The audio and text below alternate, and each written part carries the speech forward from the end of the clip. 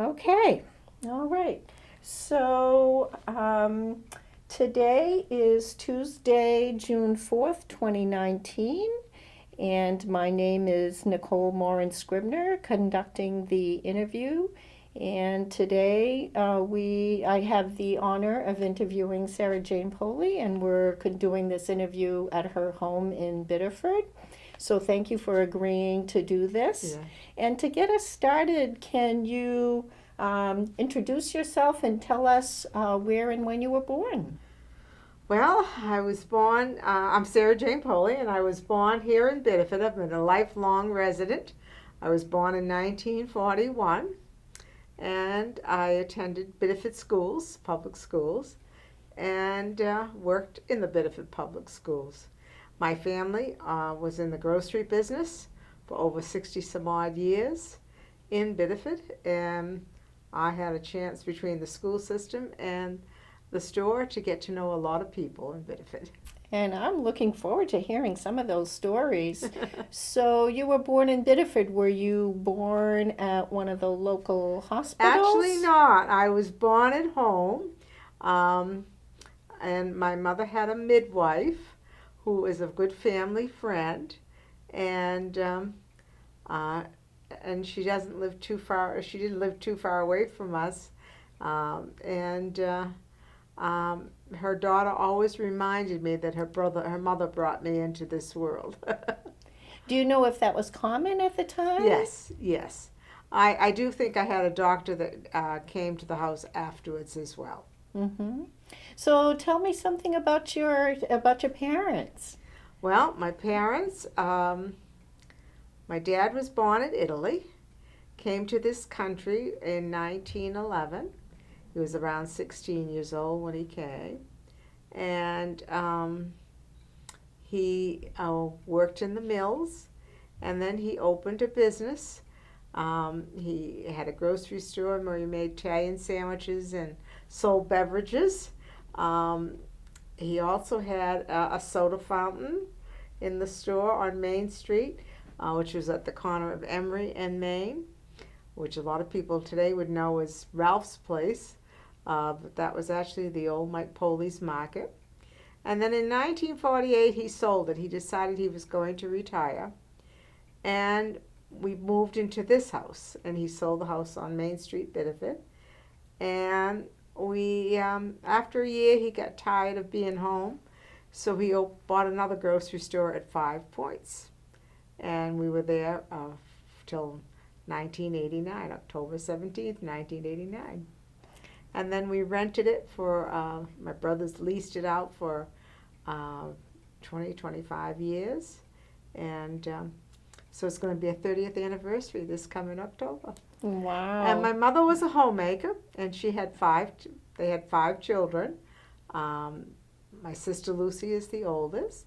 And then there was John, my brother Dominic, who is now deceased, and my brother Nicholas, and myself. So, you said your father was 16 when he came from Italy, did he come by himself? Did he come with His other family father was members? here, came in through Ellis I Island. was going to ask. Yes. And my father never wanted to return to Italy. Once he came, that was it. He was here for life. And in Italy, his mother passed away when he was very, very young, and his father did remarry, but my father actually peddled goods, and he went into the mountains and so forth. So life was not easy. Life was tough, but he always remembered the good parts about his community in Italy and always talked about them.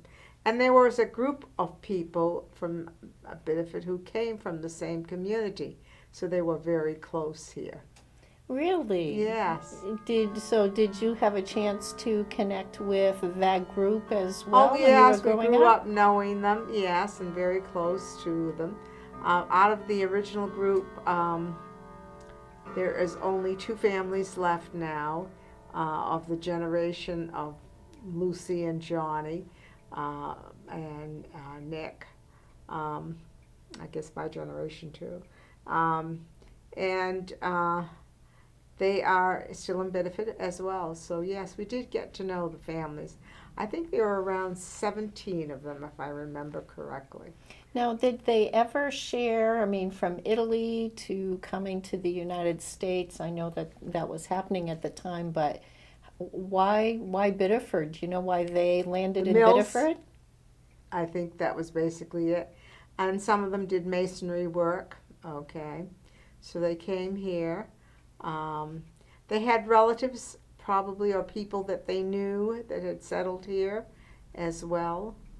And so that's why I think they selected Biddeford. Mm-hmm. My father did live in, or did work for a while. Um, I can't remember if it was in Pennsylvania or New Jersey, but that was once again in the mills in those communities that he was in. Um, Cohoes. So I think it's Cohoes, New York, I think it is. And uh, my mother was born and brought up in, well, she was born in Lawrence, Massachusetts, but brought up in North Andover, Massachusetts. Um, Both had a limited education. My mother went through the sixth grade. My father probably was about second grade. Um, Both were very smart and very handy with their hands. My mother was a great cook. Her mother was a great cook as well. And my father was a creative thinker. He was a good problem solver. He always looked ahead. And when he sold the store in Main Street, Biddeford, he said, Main Street is going to die. And he predicted it. And Main Street, Biddeford did die. And he came up to 5 Points. At that time, it was just farmland primarily. And he established another business, and it was a successful business. Now, did he, when he first came to Biddeford, did he start out working in the mills? Yes, I think he did. Yeah. Yeah. 'Cause, I'm wondering, did he ever share the story of making, well, first of all, an adjustment of working, what it's like working in the mills, and then making the switch to starting your own business? How do Right. you make that transition? Well, I think my dad was a hard worker. And so I never heard him complain about the mills, just that he had to work, he had to do things. What exactly his job was, I'm not sure. I did take notes once when I was in college to share with a history class, and unfortunately, I've lost those notes. And today I wish I had recorded it at the time. And but no, he just decided that he wanted to do his own thing. He even ran an Italian restaurant here in Biddeford called O Solo Mio, which was right next door at 49 Main Street. And but then he sold that and went back into continued with the grocery store. Hmm. And my brother John worked with him at 5 Points, and John later became the owner of the 5 Point store. Okay, so your father's in Biddeford and your mother's in Massachusetts. How Now, did they connect? how they connect? As I said, there were some friends and relatives. My mother had a cousin, and I don't know if it was, I think it was a first cousin, who lived in Saco, and he introduced my father to my mother. And they got married in Lawrence, Massachusetts, and they came to Maine in the worst snowstorm of the year. And we used to joke about that January 9th was always going to be a bad day for snow, and in most cases it was. So that's how he met her, was through her cousin. Now, when they first settled, were they living in town in Biddeford? Yeah, Do you they were know? living in Biddeford. I think they lived on Summer Street for a while. Um, I'm not sure where else they lived. I know my father's family lived on Mount Vernon Street, because when they would come to Biddeford, the relatives would want to see the house that they lived in. They also lived on Hill Street for a while. So, but I think when my mother and father got married, they lived on Summer Street. And you were born, what location were they I at was the on time? Main Street. You were on Main Street, Yes. where the store was. Where the store was. We had a house upstairs. Upstairs. Yeah, yeah. So, and in that house were all 5 children, plus my mother and father. Wasn't a very big home, but it was sufficient. So what do you remember about what it was like growing up over there? Well, I didn't have a yard to play in. Remember that my mother always was with me, or one of my siblings. She would never let me be alone. I can remember sitting in the store and sitting on top of beer cases, and someone thought I was a doll until I moved. I was very still. I was just always observant and always enjoyed being near my parents. And plus my father had a candy counter, penny candy, all kinds of penny candy. So they let you help yourself? Yes, they did. Yes, I did. I could. So did you, as you got a little bit older, did you play with kids in the neighborhood? Well, or at what age was that 5, like? we moved here. Okay. Okay. But before that, we also had a summer home at Biddeford Pool. So I got a chance to be outdoors and to be able to play with our youngsters and to go to the beach with Lucy. So I had someone to play with. We had a beautiful, beautiful home at Biddeford Pool. A large home at Biddeford Pool. Lots of company. So you had a lot of visitors. A lot it was of right on the a lot water. of relatives, yes. And every Sunday afternoon, there would be a get-together at the Poli residence at Biddeford Pool. And the men would play bocce, and the women would sit and talk, and Lucy and my mother would do a lot of cooking and a lot of washing of dishes. Any special meals that you remember Oh, or they recipes? were all Italian meals. All Italian meals. Yeah. Any special favorites that stand out? No, I'd say pasta was probably the main course, along with different kinds of meats, chicken, a large variety, meatballs, the whole thing. What language did you speak? English. Yes. Your father, My at father 16. and mother spoke English at home. They did speak Italian, but they spoke English in the house. Not one of us speaks a second language, unfortunately. And we all took French in school, and we don't speak that either. Now, if your father was 16 when he came, did he know how to speak English before he came to the U.S., No. do you know? No. So he had to pick that up. Yeah. Huh. And I'd say he did that we lived in a very neighborhood that was a lot of different nationalities. You had the French, you had the Greek, you had the Jewish people. There were a lot of different nationalities living in our neighborhood. And I think they all learned to speak English together. I was going to ask how what the neighborhood was like, Mm-hmm. and did you? Because my mother spoke English. All right. Besides Italian, she spoke English. So I'm sure that she communicated with him, and that's how he learned to speak English too. If you don't mind my asking, were you members of a church? Yes, we belonged to St. Mary's Church in Biddeford, and we were members until the church closed, and then we moved over to St. Joseph's Parish. Now, in interviewing different people, I've heard, that even if they were next door, there was a definite way or a different, you picked a parish Yes, you did. You Not picked your just from parish. proximity. Right, right. And most of the Italian people went to St. Mary's Church. Um, and um, and the ways were a little different in the church, depending. Um, I think we discovered that when we transferred over, that things were a little different.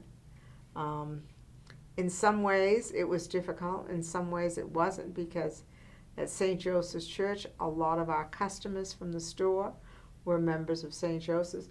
A lot of our neighbors here in this neighborhood were members of St. Joseph's. So we knew people, and it wasn't like walking into a strange place. Now, I'm interested in hearing about your experience when you started school. Where did you go to school? I went to Emory School, and I can't say it was a happy experience at first. Um, I had a family friend who was my teacher, and it was very difficult. It was very difficult, and my mother did go to see the principal at the time. He wasn't convinced, but as the year went on, he was convinced that I needed to be in another room. So he moved me to another kindergarten classroom. I had a wonderful teacher. And I think you do need sometimes a stranger. It's a lot easier to have a stranger to start out your career in school. So I had a very good educational years in Emory School, and as I moved on to the junior high school and the high school, I enjoyed my experiences in Biddeford. I was involved in activities, and so it was a positive experience. What kind of activities were you involved I with? was involved in chorus, and I'm not a good singer. I was a cheerleader, and I'm trying to think what else. I was a member of the National Honor Society, and I can't remember all the organizations, but I was involved. And during like elementary and junior high, the other students that came to that school, were they from throughout Biddeford, specific neighborhoods? They were throughout Biddeford. You either were at Emory School or Washington Street School. So I'd say mostly the State Street area, Bradbury Street, they went to Washington Street. And then your Emory School and anything else beyond Biddeford, Emory Street and beyond Biddeford went to Emory School. And that was at one time a K-8 school, and then it became K-6, and then I think it became a K-5 schools through the years. But when I was there, it was K-6. Mm-hmm. And then I was in the old high school for grades 7 and 8, and then for 4 years we were upstairs in the high school. So the first floor was designated as a junior high school. So one question that I'm glad I have the opportunity to ask is, did they separate the boys and the girls? No, we were all together in one classroom. Through all the years? Throughout, yes. Must be a Catholic thing. It was. I had friends who attended St. Joseph's, and they definitely were in separated classrooms, definitely. At least at high school. And I don't know about elementary school. I can't remember if they were or not, but I know in high school they definitely were. There was a door that separated them. Now, did the schools, at that point, did the schools like have sports that they played against each other, or Definitely. was there, yeah? Big rival was the Biddeford St. Louis game, and the Biddeford Thornton game was also a big rival as well. and St. Louis and Thornton were rivals. Yes, it was. We used to look forward to those games in high school.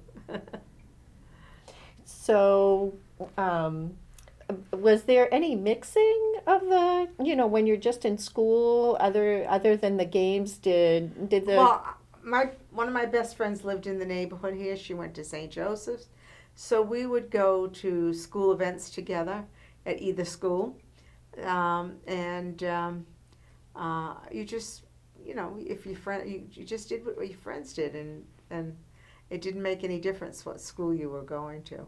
You was just going to it, and yes, we used to tease each other about sports and which team we wanted to win and so forth, but it was a friendly rivalry. It wasn't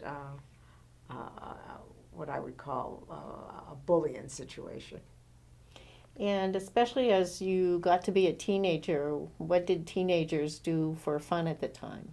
Oh, mainly school dances, attending school concerts.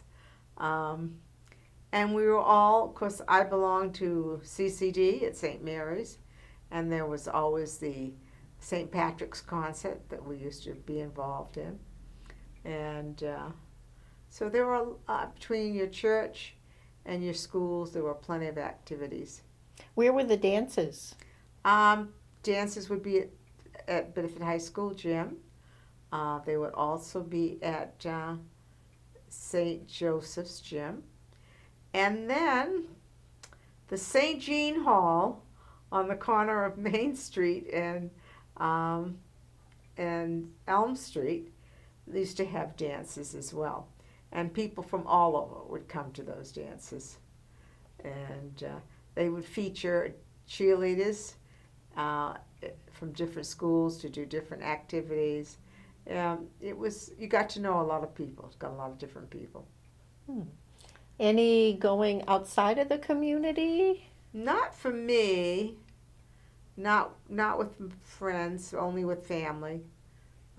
Old Orchard? Mainly with family. I might have brought my friends with me, or if her family took her, I might have gone along with it. But not alone. We never went alone. Mm-hmm. No. That's just, I think, the makeup of us. That's all. Mm-hmm. And then, what did you work when you were? Yes, I worked for New England Telephone Company. I was a telephone operator in high school. Loved the job, and I would do it again. So, telephone operator, maybe you could explain a little bit more about what that was like at the time. Well, everyone had landline phones in those days. There was no such thing as cell phones. And in order to make a long distance call, you had to go into the operator. You had to dial operator, and the operator would have to put the call through. And you sat at a switchboard, and you put cords into different areas and dialed up the numbers for people. I also worked the information desk, and that was another thing. You dialed information to get telephone numbers. And there wasn't a big expensive charge in those days like it is today. I do miss people having landline phones. I think cell phones have a place, but I think there's also a place for landline phones. And I still have a landline phone. Matter of fact, I still have a rotary phone.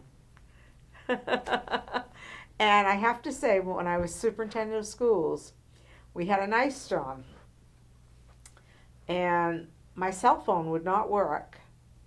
My digital phone would not work.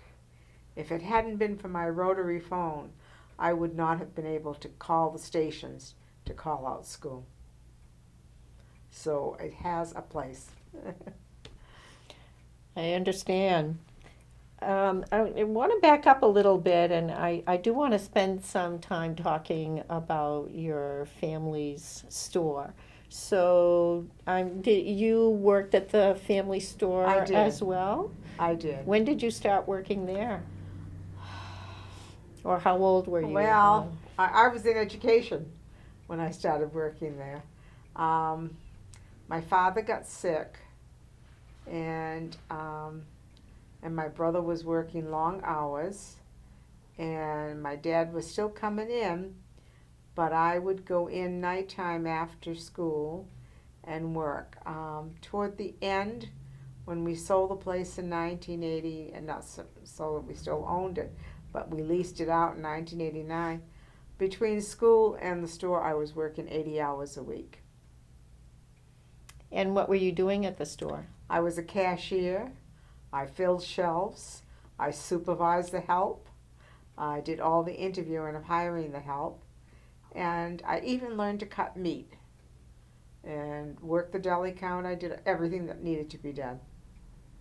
Now, do you remember any? I'm guessing that, especially if we go back at the beginning with the Main Street store, who typically went to the store? Is it from all over? My father made Italian sandwiches. He was the first in this area to make Italian sandwiches. So the people from the mills would come and buy Italian sandwiches.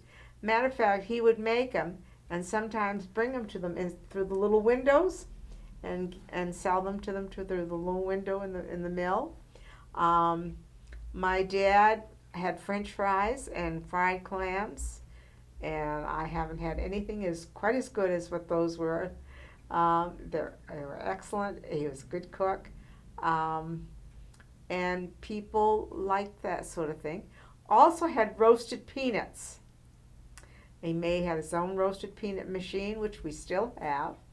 And there used to be a place where they had boxing, and people would stop in and buy their peanuts before going to the boxing matches. Where were the boxing matches? Boy, I'm going to say I'm trying to think. Lucy wrote a story about Lower Main Street. And I think it was in the Anton building, okay, which would probably be now where Pelletier was when he was in business. Well, there was an apartment house on the corner as you were heading down Main Street, and then there was a bowling alley, and I think it was upstairs that they had the boxing matches, but I'm not sure. It might have been in the bowling alley. Lucy and John would remember that better than I would, because I was so young. And then when he do you know why he sold the Main Street location? Oh, because he was predicting that Main Street was dying, and he could see it before it happened. Tell me again what year that was that they made 1948. Okay, and it actually died in 1950, I guess, in that area. So he decided he'd retire. He was young. He didn't realize how young he was. And, yeah, I'm going to have to answer it.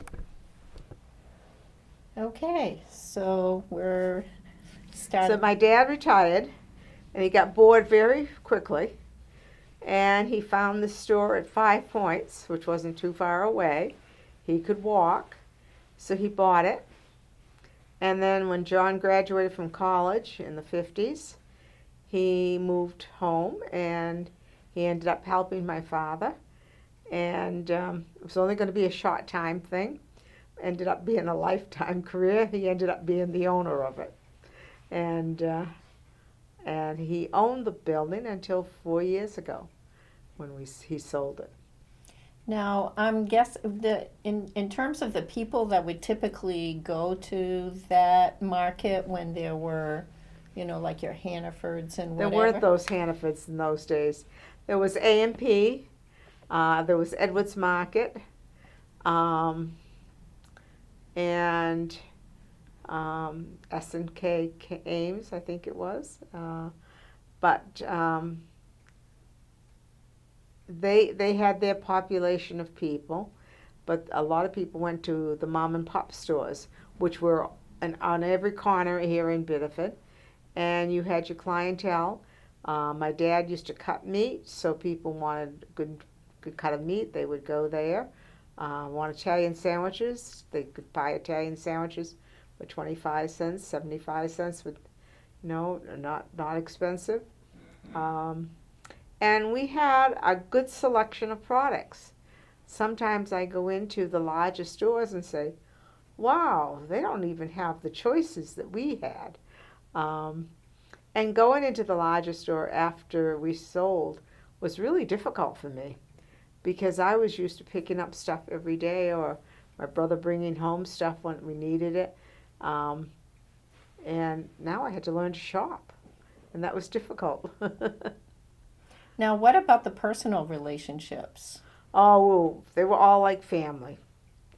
Um, to this day, we still have people who come to visit us from the store.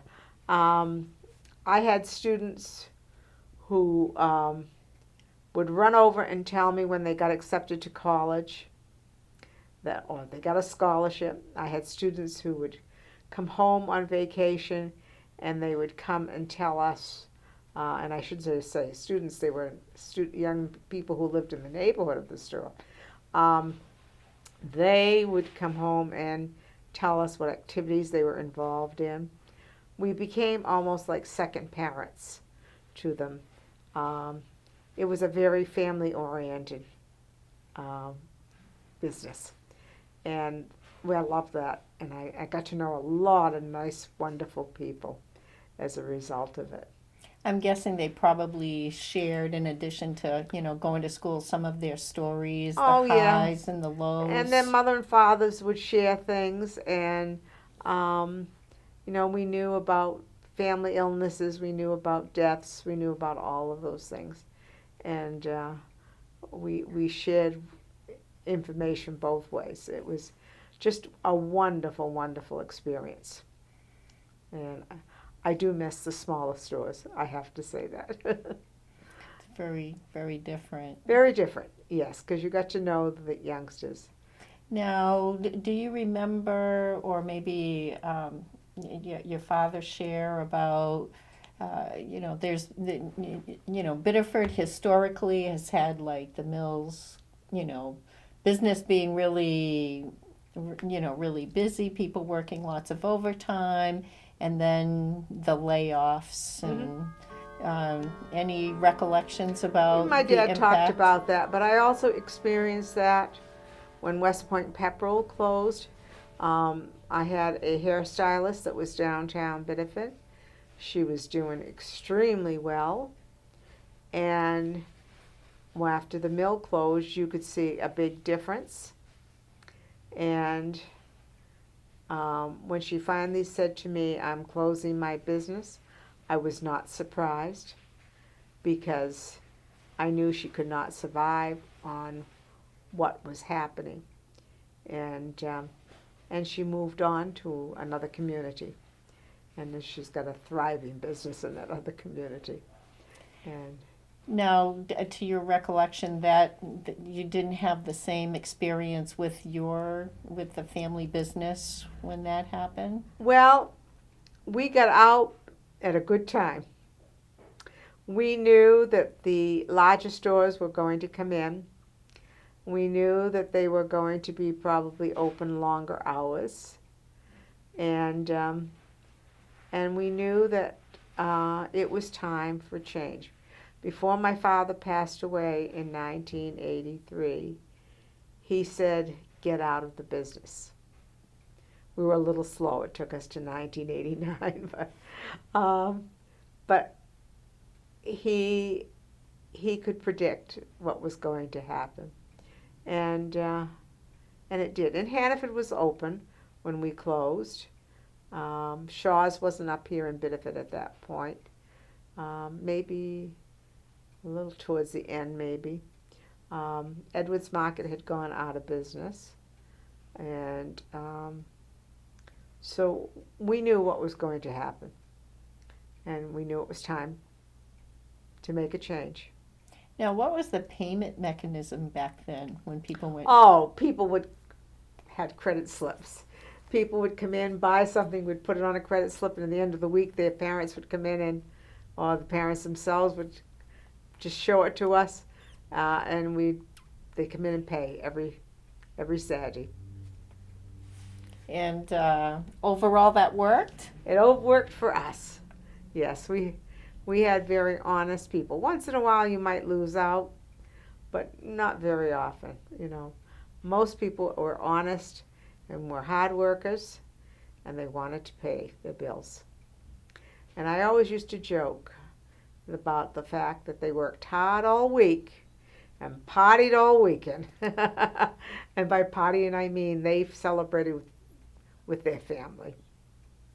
So what do you know about what the weekends were like? Well, they played cards, they played games in the yard, they did puzzles, they went on swimming trips.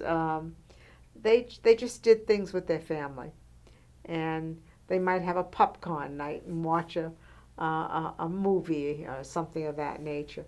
It was much more family oriented. By any chance, did they ever invite you to join, or? Yes, we did. We've been to birthday parties, we've been to anniversaries, we've been to weddings. Yes, we had that opportunity. And we're still friendly with a lot of these people, still in contact with them. Wow. It's a little bit of a segue, but I know you said your father said he had no interest in going back to Italy. Did you maintain any relationships with relatives or friends in Italy, or did he? No, he had an uncle there, we know that.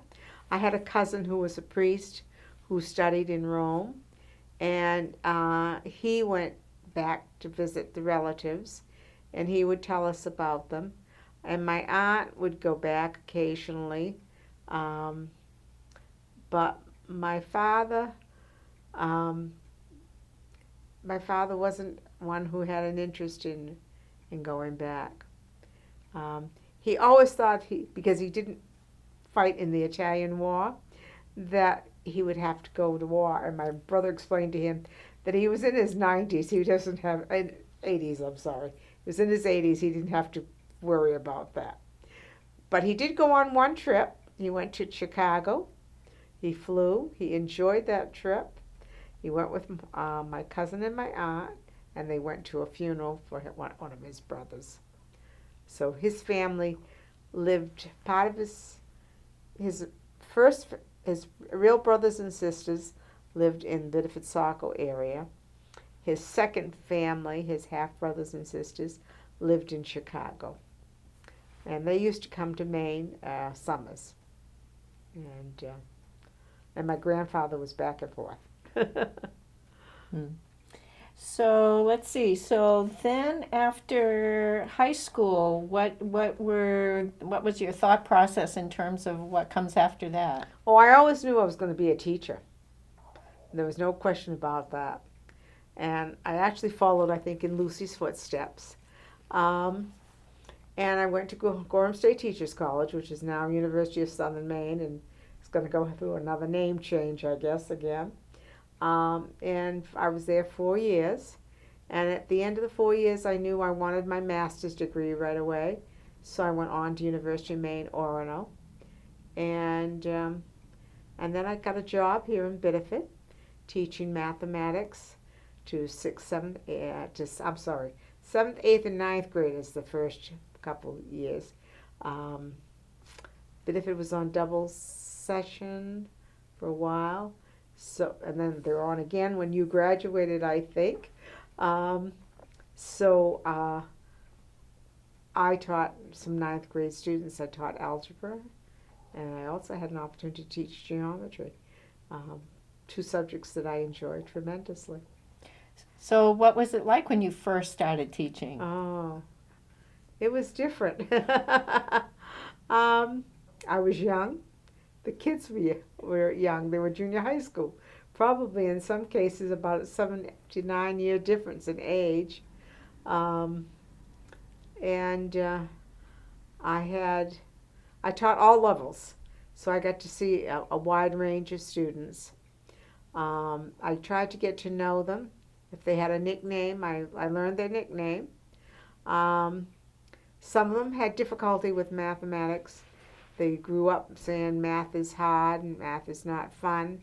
So we had to change that attitude a little. I brought in videos, I brought in movies that showed um, that math could be fun. It was used in everyday activities. Used the newspaper, which was a great teaching tool for some students. They couldn't add maybe a two-digit number, but if you gave it to them in terms of money, they could do it. And I would be on the playground for duty, and I would try to get to know the students. Some of them said they couldn't wait to quit school, and I tried to convince them to stay in school. Some did, some didn't. Those that didn't came back later and said how sorry they were that they didn't stay in school. And some went on eventually to adult education, which is an excellent program for students. And yeah, I enjoyed my experience as a teacher. But then I moved on to administration, and I became curriculum director. And I did that for, I think, 26 years. So I want to move on to that, but before I do want to ask, what did you find as the biggest challenge as a teacher when you were a teacher? You had to be well organized. You had to plan. Attention spans could be short, so you had to learn to vary your activities. You had to be a good disciplinarian. And sometimes, they'll still tell me this, I was tough but fair. And that was important to me. And I tried to offer help to them when they needed it. Sometimes I would go down to the gymnasium and pull them out of basketball practice and make sure they came up and completed their assignments so that they could continue being on the basketball team or even on the football team. I ran a math club. I was very strict. If they promised me they were going to the math fair, they were going to the math fair. So it was learning to be a good disciplinarian. It was learning to be well organized, and to vary your planning. Don't use the same thing year after year. Change it. What was the most rewarding? Most rewarding experience was the students themselves, getting to know them. You don't have to name names, but are there any in particular that stand out? Oh, definitely. Definitely. A lot of young. As a matter of fact, I received a letter from one student when the superintendency position opened up and said, "Go for it, Miss Poli." And that letter made me apply for that position. Okay. And there is a principal who's retiring this year in Biddeford, and she was a student of mine. And I always remember how she worked real hard, and she was a go-getter, and as an administrator she was the same type of person, and we've been close through the years. And she lived near the store, so I used to get to see her a lot, and her family, her brothers and sisters. So yeah, I have a lot of good memories about a lot of students. Now, moving on to being curriculum coordinator, tell me a little bit more about what that entailed. Well, that was deciding what the students were going to need to learn, what types of testing we needed to administer to them, and working with the teachers in developing the curriculum and selecting appropriate materials to use, such as textbooks, film strips, videos, and bringing in named speakers so the teachers could have excellent training, and hear some named people, because money was not widely available for people to go to conferences and workshops. So it was, I had some real name people. I had Madeline Hunter came out here, and she was wonderful. She passed away a few years ago, and I enjoyed being curriculum director. I think I still enjoy it today. I really continue to keep up with what's going on in education. I belong to several organizations where I get little, what they call little briefs, so that I can read and catch up on what's going to happen. Now, has a role of being the curriculum coordinator or director, had that always existed? Yes, it was held by Bob Hodge, and I think he was the first one to hold that position. And then I followed in his footsteps when he transitioned into being an assistant superintendent. And Bob was one of my principals when I was a teacher in Biddeford. And his focus was primarily on reading, and I focused a lot on math, so we kind of expanded it. We also worked together on many writing grants and getting extra money for students to start programs here in Biddeford. Libraries were started with a grant, seed funds. We had a transitional 1 and 2 program that was started with some seed money, and then we had an early childhood program, a 2-year kindergarten program actually was, and that was started with seed money and then eventually worked into the budget. Money was tough in Biddeford. It was very difficult budget years. And I think the worst budget year was probably the last 2 years of my time in education.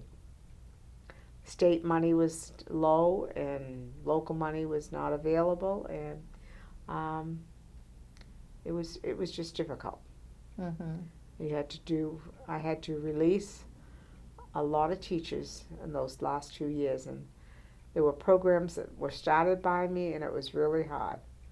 And really hard to let good people go. And I wouldn't want anyone to experience that. It's difficult.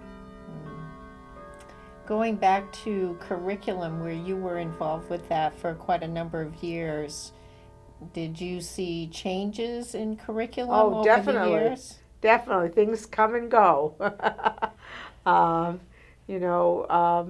Phonics and then not phonics, and yes, writing, and then no writing, and then that was eliminated a few years ago, handwriting, and now it's coming back. Different types of spelling programs, a lot of changes.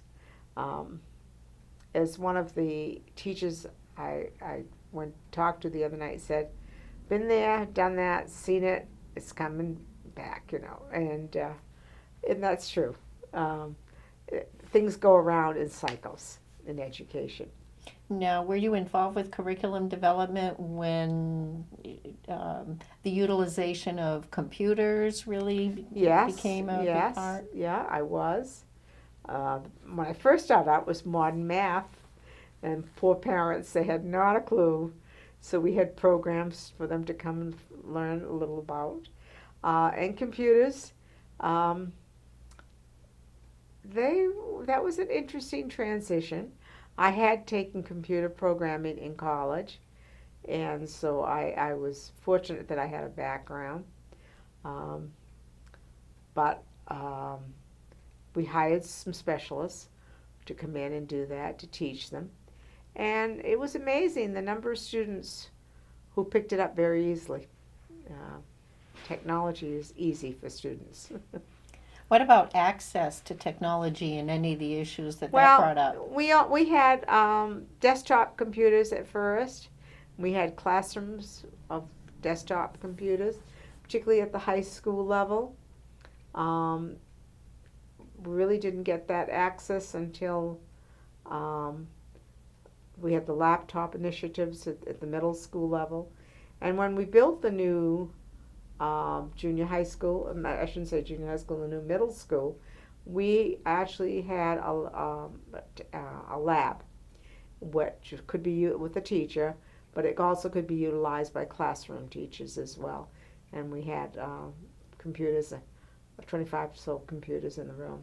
And then as time went on, we ended up getting computers that you could move from room to room on cots, and that was through the initiative of from the state. Yeah, and then so buying I some was of wondering those. what that was like during the I can't remember what year it was. I think Angus Senator King. Agnes King was governor, Yes. and he brought that in, and it was tough at first because teachers had to learn how to use the equipment before teaching the students how. But we also hired people who were technologist savvy to work with teachers, and that was good. And then when the computers got old, you had a chance that you could buy them for a small price, and we did. We bought them so that we could put them on carts and move them from room to room, and a positive experience. What about the role that parents played through the years? Have you seen changes there? Definitely. When I was going to school, parents really weren't involved a lot. And then there was a period where you had the PTOs, the PTAs, and they did the outside fundraising thing. And then we would have parent nights where we would do math activities or reading activities to get the parents involved. Always had a good turnout. And there was a change in attitude of parents. At one time, the teacher did nothing wrong. Today, that's not the same attitude. Their child does nothing wrong. The only good thing is, in today's thing, we have videos on our buses, in the school hallway, you can, we have cameras. So sometimes they can see their own child in action. And that's difficult for them, very difficult. And I would not take any bad language from parents at meetings. We would stop the meeting, and when they decided that they could clean up the language, then we would continue. Like I said, I was tough. I tried to be fair. So you, at one point, you made that decision to go from classroom teaching to playing a behind the scenes role. What led you to make the decision to make Well, my that transition? sister, I think, as I said, I followed in Lucy's footsteps, and Lucy worked in West Hartford, Connecticut, and she was a teacher, and then she was a curriculum coordinator for her building, and she used to tell me all the things that they were doing, and she made it sound exciting. So I thought that would be a good thing for me, and it was. I enjoyed it, and I'm glad to see that the Biddeford School Department now is back having with a curriculum person, and I know the young lady. I hired her. She's going to do an excellent job. I know that. As I hired her as a teacher,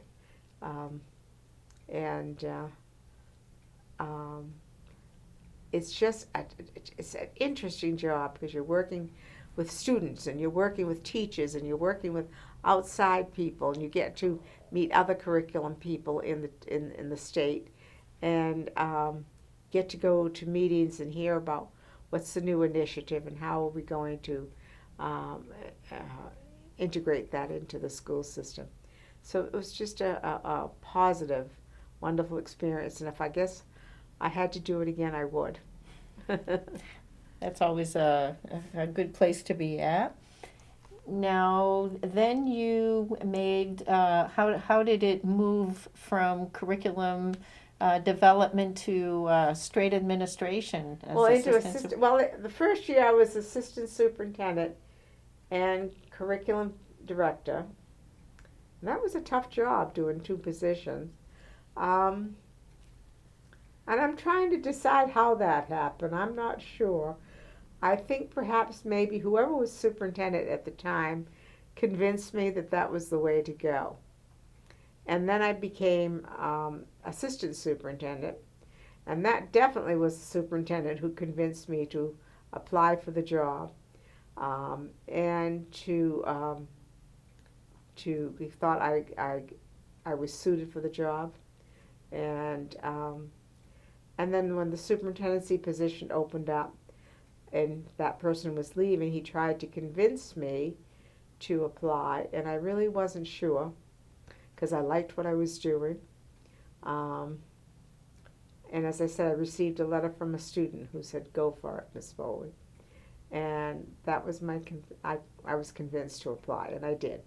And luckily, I was hired. Now, what would you want people to know about what it's really like to be superintendent? It's a challenging job. Um, you always you have to think very carefully about what you're going to do and say. You're the person ultimately responsible for anything that goes wrong in the district, and you got to accept that and take full responsibility. Um, and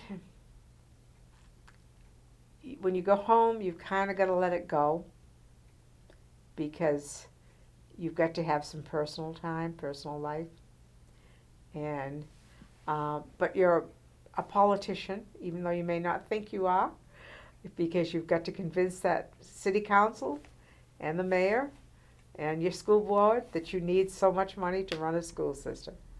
And and just saying it is not it. You've got to find ways of working with these people in order to get what you need to run a school system. I enjoyed it. I would do it again if I was young. Actually, I would, I'm often asked, would I work for the Biddeford school system again? And I'd say absolutely. And I would do all the same things: teacher, curriculum director, assistant superintendent, superintendent. And loved every moment. I taught adult ed. I also did some side jobs. I was transportation director while being the curriculum director. I was an interim principal while being the curriculum director. I had the principal left and her replacement was going to have a baby. And I said to her, "What's opening day going to be like?" And she said, "Oh, don't worry, I will be there." I received a phone call the night before saying she was in the hospital and she had the baby. So I walked into her building cold. I managed to prepare an agenda for the staff meeting, and I called the former superintendent up, former principal up, and said, "How do I get into your computer?" Because I had no idea. The schedule was on the computer. Everything was on the computer. She walked me through it. Had some great teachers who knew what was going on in the building. Said, this is what we need to do right now. Had a great principal at the JFK school who would say to me, you have to have so many fire drills. And he came over to help me do the first fire drill. He was a great mentor. I respect him. And I was very fortunate. I worked with some good people. And so, yeah, I don't know if I answered your question entirely, but. Is there one highlight in particular that stands out for you from your days as a superintendent where it was like, yes, this was a great day? I don't know if there's any one day. Um, Or like a major accomplishment? Major accomplishment. Well, major accomplishments, yes. That I can think of. I finished the construction of the middle school, which had been started, and enjoyed construction tremendously. And then we did the addition of Biddeford High School and the renovation. And I love a challenge. I had thought about retiring before that, but I loved a challenge, and I knew that Biddeford High School was going to be a challenge, and it was as a building. And I'm very proud of both buildings. They're beautiful, and I hope they're continue to be maintained because people in this community put out a lot of money. So I'm proud. Yes, I guess that's my accomplishments. So what Two is it buildings. about construction that you just Oh, light up? I can get to use my math skills for one thing. Um, I wasn't afraid to ask questions if I didn't understand something, and I would ask local contractors if a question. Can you explain to me what that is? But I had two wonderful companies that I worked with in the construction, and they were willing to answer your questions. They wanted you to ask questions, and they encouraged you to ask questions. And I worked with an architectural firm that was just outstanding, and so it was just a challenging piece. It was something that I wouldn't have had uh, if I hadn't been superintendent. I never would have experienced the construction aspect. So it has helped me actually in running my own household now.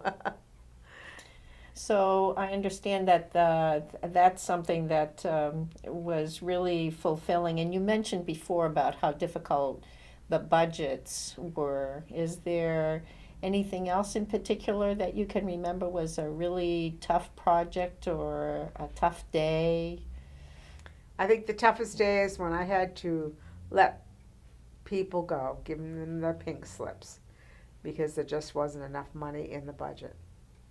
Or telling people they had to change positions or change schools. That was difficult, very, very difficult. And because I knew these people so well, I took it to heart. And that made it difficult. Now, in some of the research I did, I saw that there were some other things, like there was this time period that was supposed to be, it started, it appeared that it started as this is going to delay the opening of the school due to mold issues for a little bit of time, and then it went longer in terms of discovering some mold in one of the Well, schools. in our primary school, we had a company that we hired, wasn't local people. I told them not to wash rugs in the summer. They did. They were hot, humid days.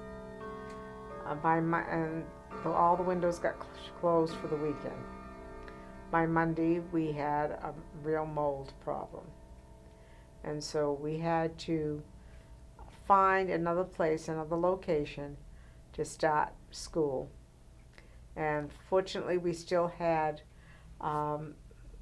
the portable classrooms. And so we were able to open up that and move some people into the John F. Kennedy School. That was a mold problem. It took longer to clean up than we anticipated. We went from rugs to a tile floor after that. And that was difficult. At Biddeford High School, we had an incident where people were claiming that there was a mold problem. And from talking to the construction people, and they said no, everything was clean. The walls were, for the age of the building, there was nothing there. Then there was a group of people who tried to convince us that there was a silicone problem. And so we hired a company to come in, spent big bucks, unfortunately, to find out that there was nothing wrong with the building. Hmm. And that was an unfortunate situation. Especially when money is tight, I'm sure. Especially when money is tight. Hmm. Yes. On a different note, what have you seen in terms of changes in the student population themselves? Well, I talked to the present superintendent the other night, and he told me the enrollment is down. And I know statewide from reading the newspapers that enrollment is down. The younger generation is not having as many children. Most of them are people working, are professional people. And so that's a concern uh, with not having enough students. Population, we used to have run 10 second grades, 10 third grades, 10 fourth grades. You're going to start to see that changing. You'll probably have 6 at one level and 7 at another level and so forth. So it's just a different time. And statewide is the problem.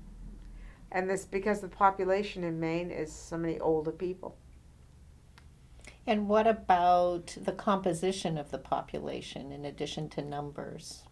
Well, I think you have a varied population, a diverse population, and that started when I was there. We had a large English as a second language program. We probably had 19 different languages. I can't remember what they have now, but they have quite a few. And they're different languages now. Back then, we had Vietnamese and Cambodian were the primary languages. And you had some Farsi, some, but now you're some Arabic now, starting back then. And that's probably more so now. I'm not sure exactly what the population is, but it's a diverse population. You've always had your special needs students. In some cases, we used to send some of the students on to schools that could meet their needs. Some districts now try to do everything in-house. It's just a difference of philosophy. Mm-hmm. And did you encounter any challenges as a woman in that line of work? Of course.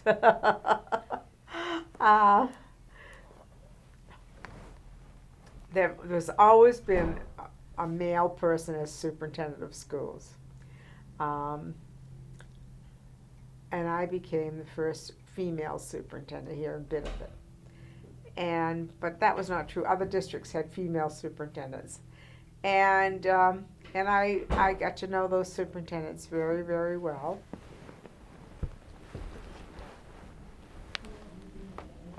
I got to know those superintendents very well. We basically had the same challenges. I think in some cases they weren't quite sure that I was giving them the whole story. I think probably I was giving them more than they needed for information. So I think, yeah, there were challenges. It was hard to see a woman being ahead. How did you approach that? Well, I tried to get to know the people, the counselors. I tried to get to know the school board members. I had to work a lot harder, probably, than some people, to prove that I knew what I was talking about. And that's okay. That's fine. And I see some of those people today, and they'll say, well, I was a little hard on you. Yeah, that's okay. Now, you've been involved in a lot of other associations and community groups as well. Right. Want to share? Well, I was in an educational group, Delta Kappa Gamma Iota chapter. I probably was 40 some odd years, and I've served as different committee chair people. I was also president, vice president, president, um, back to vice president, and then just recently in the last 2 years I was co-vice president. And organizations are having a hard time surviving. And we could not get any young blood to come into the organization. Teachers are exhausted when they go home at night. There are so many new initiatives in school that they just want to go home and be with their family. And so we just could not get any young blood, so we decided that we needed to dissolve. The state did not want us to do it, international did not want us to do it, but we felt we had to do it because we just couldn't continue with the fundraising and all of that with just a few people. Everyone was getting older, and that was difficult. I belong to Altrusa Club of Greater Biddeford, Saco, and that is an organization made up of professional ladies and men now.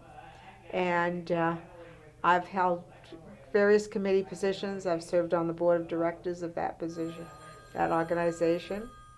And Do you need to get that? did the phone ring? My brother's out there. He'll answer it, I think. And I just recently served as the scholarship chairperson. That is a lot of work. But we gave 3 wonderful scholarships to 3 wonderful high school students. So that was very rewarding. And to get to meet them was very nice. And I was a member of the Board of Trustees for Southern Maine Medical Center many years ago, and now I'm a community partner. And unfortunately, I haven't been able to attend a lot of meetings because I'm also a caregiver. And I, let's see, besides community partner, I served on a committee at University of Southern Maine, and I did that for 6 years. I was the assistant vice chair. I was the membership chairperson, and I thought after 6 years it was time for someone else to have the experience. So I was through with that. And I was on the board of corporators for Saco and Biddeford Savings Bank until I reached my 72nd birthday, I think it was, and then I'm no longer 75. Maybe it was 75. 75. I no longer could be a member. So what did you do in your spare time and for fun? I have very little spare time. I go to retirement parties when I'm invited. I go to art shows when they invite me. I have friends who come over to the house and we socialize, and we go out sometimes for lunch or breakfast. So I do those things. I like to go to Playhouse, but that's now proven harder and harder to go. And my sister likes doing a lot of those same things too. And a lot of times my brother and sister and I will just go out and have a bite to eat. So. Did you ever travel? Yes, I did. I actually went, I've been to Washington, D.C., I've been to Virginia, and I finally got to go to Chicago to see relatives. And I haven't traveled for a while. And I did go to Paris, France, with Joe Carrier and a whole other group of adults. And that was a wonderful trip. And I always wanted to go to Italy, but I never have. Mm. And probably will never go now. Mm. Did you ever think of leaving Biddeford? Never. Never. What keeps you here? I don't know. I was the youngest of 5. My parents were getting up there in age. They provided a good home for me. And my mother was a great cook. And so I had it made here at home. My sister Lucy is the one who moved on. And I had another brother, Dominic, who moved out. And I have my brother Nick, who lives 9 or 10 miles away. He has his own family. And but John and I have sort of been homebodies, and we're always working and always taking care of someone. So, Now, I also saw in my research that through the years you've been honored with a few awards. yes, I have been. I was honored this past fall as a Pillar of Pride, and that was a nice honor. And they named the library at Biddeford Middle School in my name, which is really nice. And so I'm proud of that award. Back in the 70s, I was nominated as outstanding secondary educator. And I've been nominated for Six Alive. Some of the teachers nominated me. I wasn't a winner, but that was okay. Just the nomination alone was wonderful. And I can't remember what else. But I'd say those are quite significant. right, yes. Wow. What has being from Biddeford meant to you? Oh, I'm proud to be from Biddeford. It's a great community, and people are friendly. And that's one of the things I remember when I would have visitors and they'd come to Biddeford High School and they'd say, you know, we walk down the hallway and Biddeford youngsters always smile. And teachers always acknowledge us and say, can we help you? And that doesn't happen in a lot of schools. And I think that's true no matter where you go in Biddeford. People are friendly. You can start a conversation with almost anyone. And I'm just happy with it, staying in my home community. And I like knowing people. I like being able to pick up the paper. And although today's day and age you don't know as many people and the names appear in the paper, but there's been some changes. A lot of young blood has moved in, but it's in the mill area. And it's not in the residential areas. But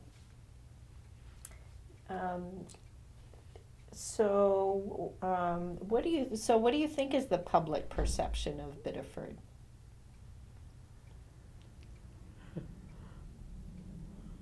I think people think today things are better than they were. Okay. I'm not sure that people utilize Main Street as much, but that's true, I think, in any community. But I think on the whole, people are happy to be in Biddeford. I think it's a positive perception of Biddeford. I've asked a lot of questions. Is there anything else that you wanted to share that maybe just didn't come up in what I asked? I can't think of. I think you were very thorough. So, what is something you'd want to make sure that people take away from your story? That I love Biddeford. I love the school system. Very proud of it. I'm glad I had an opportunity to work in it. And I think Biddeford students are the greatest students. That's quite an important statement coming from you. Yeah. So I thank you for your time, and I really appreciate, first of all, everything you've done for the community and for sharing your story with us. Thank you for interviewing me.